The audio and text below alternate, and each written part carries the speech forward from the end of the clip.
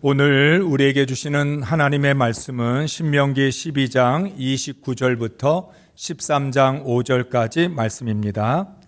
내 하나님 여호와께서 내가 들어가서 쫓아낼 그 민족들을 내 앞에서 멸절하시고 내가 그 땅을 차지하여 거기에 거주하게 하실 때에 너는 스스로 삼가 내 앞에서 멸망한 그들의 자취를 밟아 올무에 걸리지 말라. 또 그들의 신들을 탐구하여 이르기를 이 민족들은 그 신들을 어떻게 섬겼는고 나도 그와 같이 하겠다 하지 말라. 내 하나님 여호와께는 내가 그와 같이 행하지 못할 것이라. 그들은 여호와께서 꺼리시며 가증히 여기시는 일을 그들의 신들에게 행하여 심지어 자기들의 자녀를 불살라 그들의 신들에게 드렸느니라. 내가 너에게 명령하는 이 모든 말을 너희는 지켜 행하고 그것에 가감하지 말지니라. 너희 중에 선지자나 꿈꾸는 자가 일어나서 이적과 기사를 내게 보이고 그가 내게 말한 그 이적과 기사가 이루어지고 너희가 알지 못하던 다른 신들을 우리가 따라가자고 말할지라도 너는 그 선지자나 꿈꾸는 자의 말을 청종하지 말라. 이는 너희의 하나님 여호와께서 너희가 마음을 다하고 뜻을 다하여 너희의 하나님 여호와를 사랑하는 여부를 알려하사 너희를 시험하심이니라. 너희는 너희의 하나님 여호와를 따르며 그를 경외하며 그의 명령을 지키며 그의 목소리를 청종하며 그를 섬기며 그를 의지하며 그런 선지자나 꿈꾸는 자는 죽이라. 이는 그가 너희에게 너희를 애굽 땅에서 인도하여 내시며 종되었던 집에서 속량하신 너희의 하나님 여호와를 배반하게 하려 하며 너희의 하나님 여호와께서 내게 행하라 명령하신 도에서 너를 꿰어내려고 말하였음이라. 너는 이같이 하여 너희 중에서 악을 제할지니라. 아멘. 할렐루야. 한 주간 동안 세상에서 하나님을 예배하는 예배자로 사셨습니까? 구유에 담긴 사랑을 의지하여 겸손과 섬김과 순종으로 사셨습니까? 세상에서 나를 드러내기보다 구유에 담겨 있는 복음을 드러내야 합니다. 높고 화려한 자리에 오르려 하지 말고 낮고 천한 자리에 머물러야 합니다. 그리스도인들이 구유의 자리를 지킬 때 하나님의 은혜와 사랑을 받고 하나님의 나라를 세워갈 수 있습니다. 오늘은 2024년을 마무리하는 송년주일입니다. 여러분 모두 한 해 동안 수고 많으셨고 참 잘하셨습니다. 우리 옆에 있는 분들하고 함께 인사하면서 고백할까요? 한 해 동안 수고 많으셨습니다. 참 잘하셨습니다. 한 번 더 고백하면서 인사하겠습니다. 낙심하지도 말고 포기하지도 맙시다. 하나님께서 오늘 이 시간 여러분 모두를 격려하시고 축복해 주실 줄로 믿습니다. 모세는 신명기 12장과 13장의 말씀에서 이스라엘 백성들이 반드시 지켜야 할 아주 중요한 두 가지를 가르칩니다. 첫째는 예배입니다. 이스라엘 백성이 하나님의 규례와 법도를 지키는 목적은 하나님을 온전히 예배하기 위해서입니다. 하나님의 명령을 지키지 않으면서 어떻게 하나님을 바르게 예배할 수 있겠습니까? 이스라엘은 하나님을 예배할 때만이 거룩한 백성, 제사장 나라가 될 수 있습니다. 이스라엘 백성이 잘나서 거룩한 백성 되는 거 아니고요. 이스라엘 백성들이 다른 나라보다 크고 강한 나라가 돼서 제사장 나라가 되는 게 아닙니다.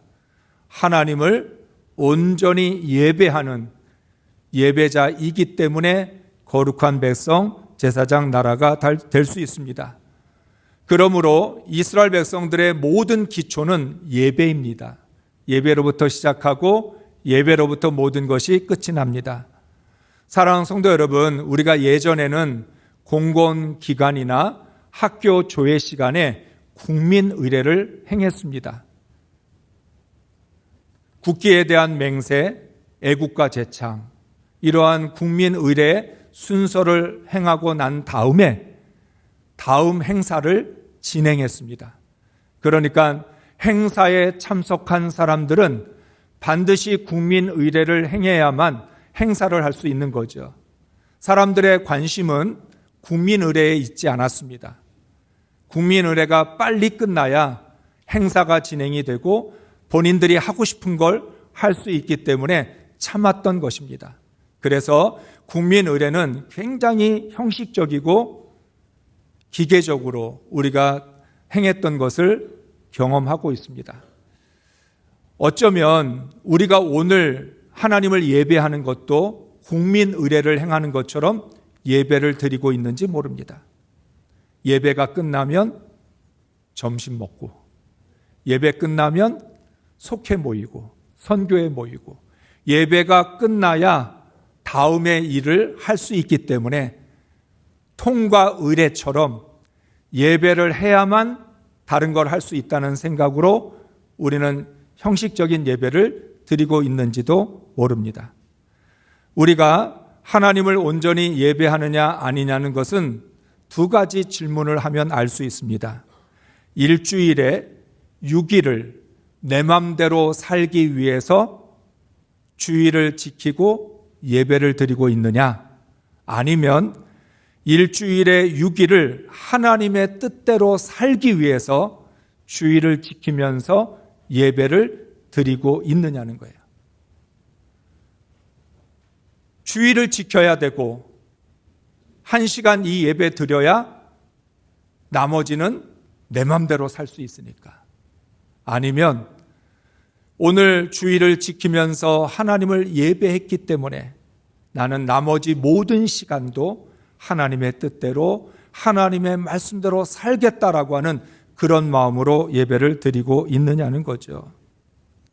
예배는 신앙의 본질이고 신앙인의 전부입니다. 하나님을 온전히 예배하지 않으면 우리의 인생은 온전해질 수 없습니다. 우리가 어떻게 예배를 드리느냐가 인생을 살아가는 자세이고 신앙인의 태도이기도 합니다. 그런 의미에서 둘째는 신앙의 자세와 태도의 문제입니다. 하나님을 예배하는 것이 신앙의 목적이라면 그 목적을 이루기 위한 신앙의 기본적인 자세가 있어야 합니다. 모세는 오늘 본문 말씀으로 이스라엘 백성들이 반드시 지켜야 할 신앙의 기본적인 자세를 말씀하고 있습니다. 그것은 바로 우상 숭배에 대한 말씀입니다. 결국 첫째가 예배에 대한 말씀이라면 둘째는 우상 숭배에 대한 말씀인데, 우상 숭배에 대해서 말씀하면서 신앙인들은 어떤 신앙의 자세를 가져야 되는지를 가르쳐주고 있습니다. 사랑하는 성도 여러분, 하나님을 예배하는 예배자는 우상을 숭배할 수 없습니다. 하나님을 경외하는 사람은 우상을 숭배할 수 없는 것이 기본 원칙입니다. 그런데 얼마나 이 기본 원칙이 잘 지켜지고 있습니까? 혹시 여러분은 이 시간 하나님을 예배해 놓고서는 예배가 끝나고 세상으로 나아가서는 아무 생각 없이 우상을 숭배하거나 따르고 있지는 않습니까? 그래서 하나님은 하지 말라와 하라는 말씀으로 신앙의 기본적인 원칙과 자세를 가르쳐주고 있습니다. 너희가 예배자라면, 하나님을 믿는 하나님의 자녀라면, 구원받은 그리스도인이라면 이 세상을 살아가면서 하지 말아야 할 것이 있고 해야 될 것이 있다는 것을 말씀합니다. 이것은 우리가 반드시 기억하고 지켜야 할 말씀입니다. 하지 말라의 첫째는 올무에 걸리지 말라입니다. 12장 30절과 31절의 말씀을 읽습니다. 그들이 당신들 앞에서 멸망한 뒤에 당신들이 그들의 종교적인 관습을 따르다가 올무에 걸리는 일이 없도록 조심하십시오. 이 민족들이 자기들의 신을 어떻게 섬겼을까? 나도 한번 그렇게 해보면 좋겠다 하면서 그들의 신들을 섬기는 일이 없도록 하십시오. 아멘. 우리는 직접적으로 우상 숭배를 하라고 그러면 그것에 대해서는 단호합니다. 노골적으로 우상을 숭배하라고 하면 따라갈 사람 없습니다. 그렇지만 관습이라고 하는 이름으로, 문화라고 하는 이름으로 말을 하면 우리는 그 올무에 걸립니다. 이스라엘 백성들이 가나안에 들어가 가나안 땅을 차지했습니다. 그런데 그 가나안 땅에는 가나안 민족의 관습과 문화들이 남아 있습니다. 그 관습과 문화를 바라보면서 이스라엘 백성들 이런 마음을 가진 것이죠. 이 민족들이 자기들의 신을 어떻게 섬겼을까? 나도 한번 그렇게 해보면 좋겠다. 이스라엘 백성들은 하나님께 이렇게 말씀하고 싶었는지도 모릅니다. 하나님, 우리가 가나안의 신을 섬기겠다는 말이 아닙니다. 우상을 숭배하겠다는 것이 아니고 가나안 민족들은 자기 신들을 어떻게 섬겼는가? 우리도 한번 그렇게 해보면 어떨까 생각한 것뿐입니다. 그거는 호기심이었습니다. 호기심으로 한번 해보고 좋은 것이 있으면 우리도 하나님을 섬길 때 그렇게 섬기려고 했을 뿐입니다. 이렇게 말할 수 있습니다. 그런데 관습과 문화는 올무입니다. 가볍게 이 정도는 괜찮겠지라는 생각이 올무에 걸리게 만듭니다. 사람은 호기심의 충동을 누르지 못합니다. 호기심이 한번 생기면 반드시 해봐야 직성이 풀립니다. 이스라엘 백성들도 바로 그겁니다. 호기심 때문에. 가나안 민족들은 어떻게 자기 신을 섬겼지? 궁금한 거예요. 호기심이 생겼어요. 그래서 우리도 한번 해보면 어떨까 마음을 먹은 거죠.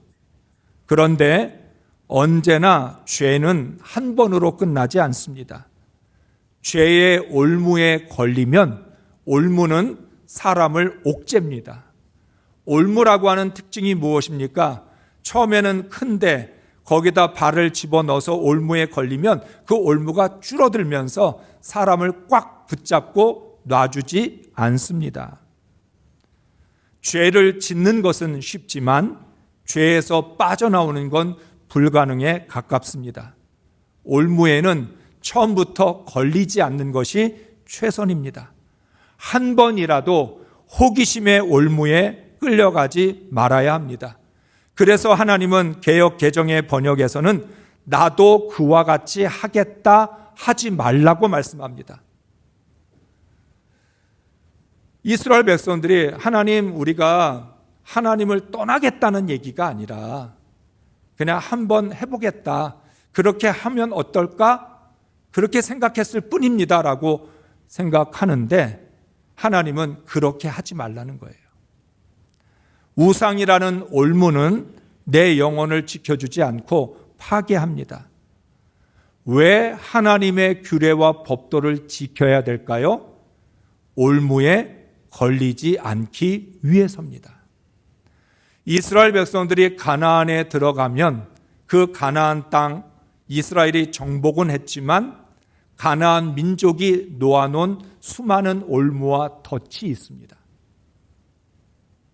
호기심 때문에 혹은 그런 쓸데없는 관심 때문에 그 올무에 걸리는 순간 이스라엘 백성은 하나님 잃어버리고 그것에 사로잡히게 된다는 것이죠. 둘째는 가감하지 말라입니다. 12장 32절 말씀을 읽습니다. 내가 너에게 명령하는 이 모든 말을 너희는 지켜 행하고 그것에 가감하지 말지니라. 아멘. 우리가 대화를 하다 보면 가장 많이 범하는 실수가 뭐예요? 상대방의 말을 들으면서 내 생각만 하는 거예요. 그러니까 상대방이 말을 하는데 먼저 그 말을 제대로 들어야 되는데 상대방의 말은 듣지 않고 내 생각만 하게 되면 속단을 하게 됩니다. 상대방의 말은 다 끝나지도 않았는데 이런 이야기지? 자기가 결론을 내립니다. 상대방의 말을 정확하게 듣지 않으면 자의적으로 해석을 합니다. 주관적으로 해석한다고도 이야기하죠. 내 머릿속이 복잡하거나 내 생각으로 꽉 차 있으면 다른 사람의 말을 듣지 않습니다. 그리고 모든 것들을 자기가 판단하고 자기가 결론을 내립니다. 여러분, 상대방이 말하는 건데 그건 상대방의 생각이고 상대방의 판단인데 끝까지 들어보지도 않고 상대방의 말을 내 생각으로 판단을 해버리는 거죠. 하나님의 말씀을 들을 때도 마찬가지입니다. 하나님의 말씀을 들으면서도 내 생각만 합니다. 하나님 말씀 들으면서 그냥 내 감정이나 내가 스스로 결론을 내립니다. 하나님 말씀을 끝까지 듣지도 않고 우리는 하나님의 말씀을 이런 것이다 라고 속단을 내립니다. 그래서 하나님 말씀을 내 맘대로 더하기도 하고 빼기도 합니다. 더하는 것도 빼는 것도 결국 다 내 생각으로 합니다. 하나님이 말씀하시지만 그건 그런 뜻이 아니야. 하나님이 이렇게 하라고 하는 거야. 나의 해석과 나의 판단을 가지고 하나님의 말씀을 가감하는 것입니다. 특별히 순종하기 어려운 말씀이나 부담이 되는 말씀일수록 내 마음대로 하나님의 말씀을 빼고 더하기를 합니다. 하나님의 말씀을 순종할 수 있느냐 없느냐는 것은 다음 문제입니다. 먼저 하나님의 말씀부터 정확하게 들어야 합니다. 우리가 하나님의 말씀을 제대로 들으면 하나님은 우리의 믿음 없는 것을 도와주십니다. 순종할 수 있는 지혜와 능력도 주십니다. 따라서 우리가 해야 될 일은 하나님의 말씀대로 할 수 있느냐 없느냐 그걸 판단하는 게 아니라 하나님의 말씀을 있는 그대로 정확하게 듣는 것이 먼저입니다. 우리가 영적 침체에 빠져 있으면 하나님의 말씀을 가감하는 일도 많아집니다. 영적으로 침체되어 있으니까 내 마음이 메말라 있으니까 자꾸만 하나님의 말씀을 주관적으로 자의적으로 자기가 해석을 하게 된다는 거예요. 영적 분별력이 떨어지면 하나님의 말씀을 왜곡하고 변질시킵니다. 내가 잘못 들은 말씀을 진리로 바꾸어 놓기도 합니다. 하나님의 말씀을 가감하고서 하나님의 말씀을 가공해 놓고 이게 하나님 말씀이었어. 이게 내게 주시는 말씀이야. 진리처럼 철석같이 믿게 되는 거죠. 하나님이 이스라엘 백성들에게 말씀합니다. 광야에서도 하나님 말씀 집중하지 못했는데 가나안에 들어가면 너희의 시선을 빼앗는 것들, 너희가 보고 듣는 것들이 넘쳐나기 시작하면서 너희들의 자의적인 생각과 판단이 많아질 텐데 그러면 틀림없이 너희는 하나님 말씀을 임의로 가감한다. 복음서에서 예수님이 바리새인들을 향해서 말씀했던 것도 무엇입니까? 하나님의 계명을 자의적으로 판단해서 하나님의 계명을 자기 스스로가 더하기도 하고 빼기도 하는 가감하는 일을 함으로 말미암아 하나님과 멀어지게 되었다는 거죠.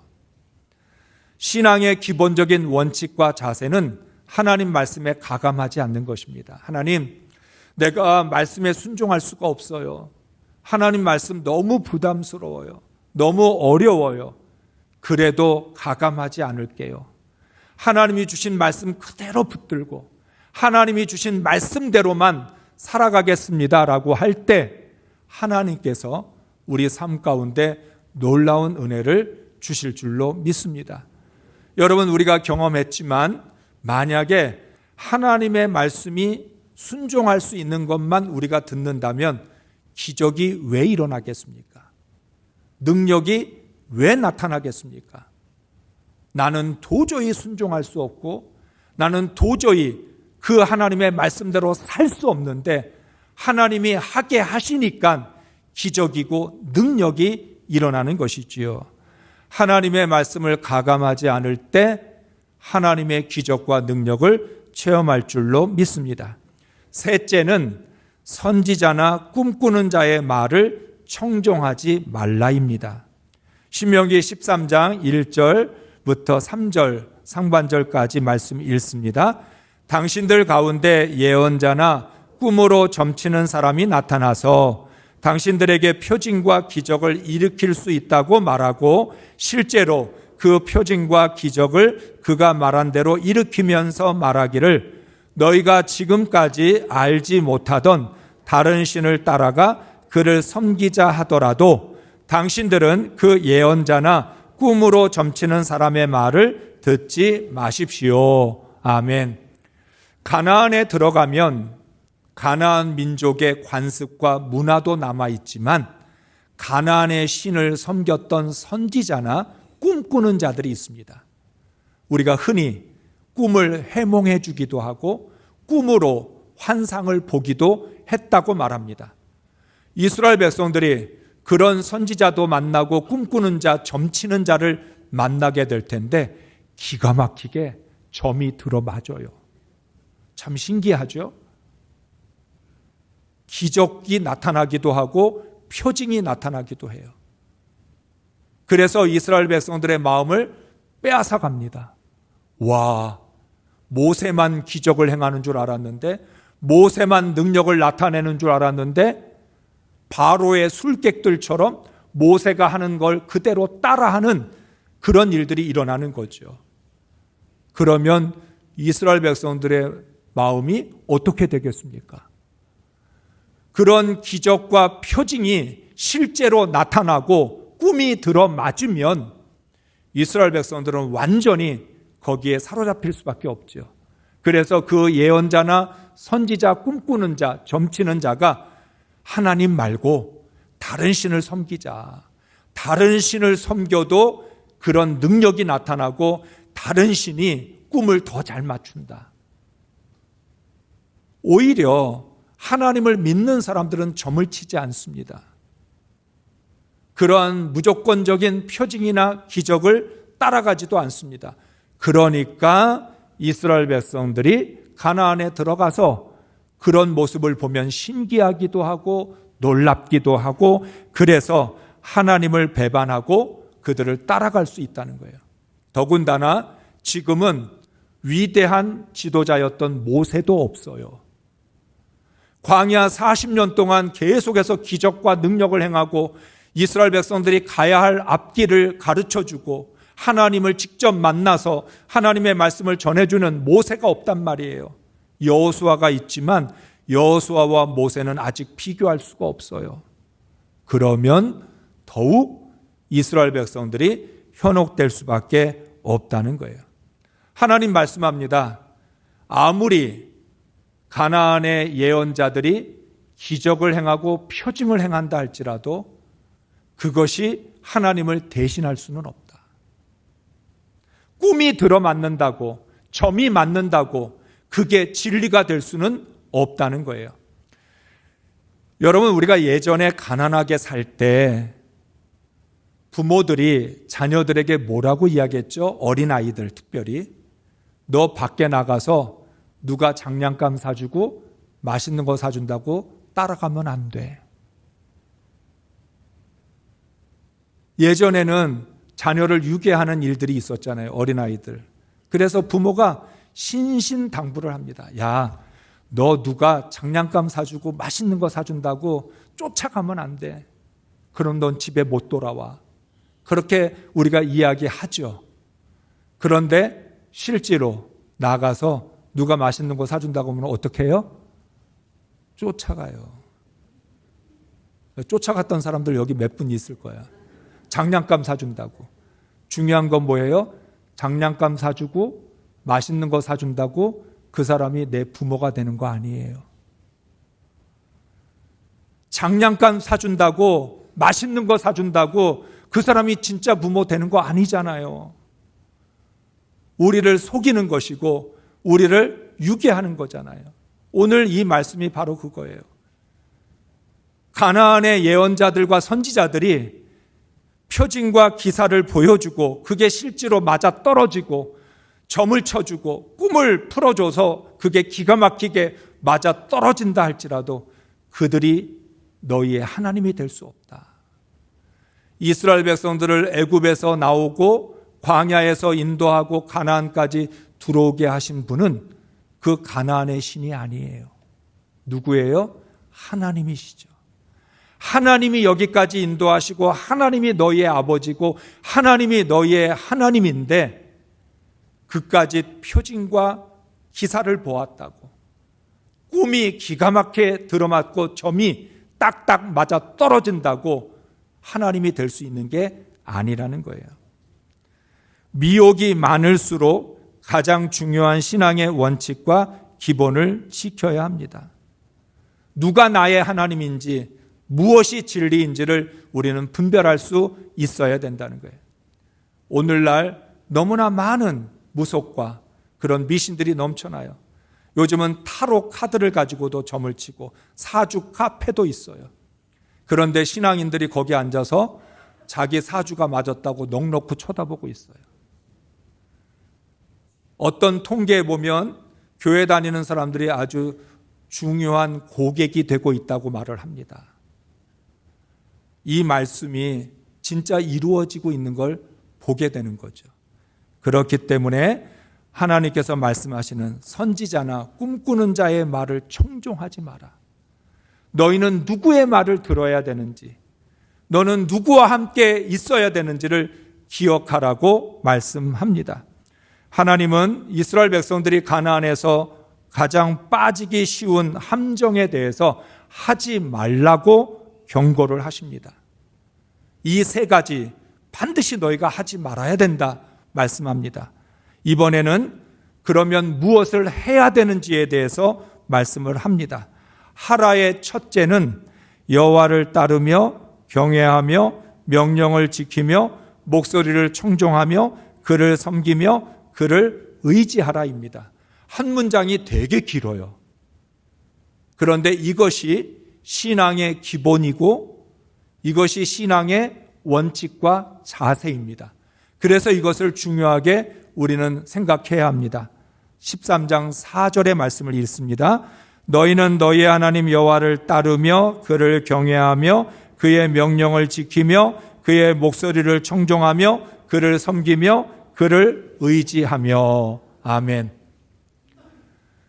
모세가 지금까지 계속 반복해서 가르쳤던 내용입니다. 하나님을 믿는다는 건 뭐냐? 신앙을 갖는다는 건 어떤 거냐? 너희가 가나안에 들어가서도 하나님의 백성으로 살아간다는 건 뭐냐? 그것은 하나님을 따르고 경외하고 명령을 지키고 목소리를 청종하고 섬기며 의지하는 것이다. 이것이 바로 이스라엘이 지켜야 할 신앙의 기본 원칙이고 자세라는 거죠. 사랑하는 성도 여러분, 우리는 누구를 따라야 됩니까?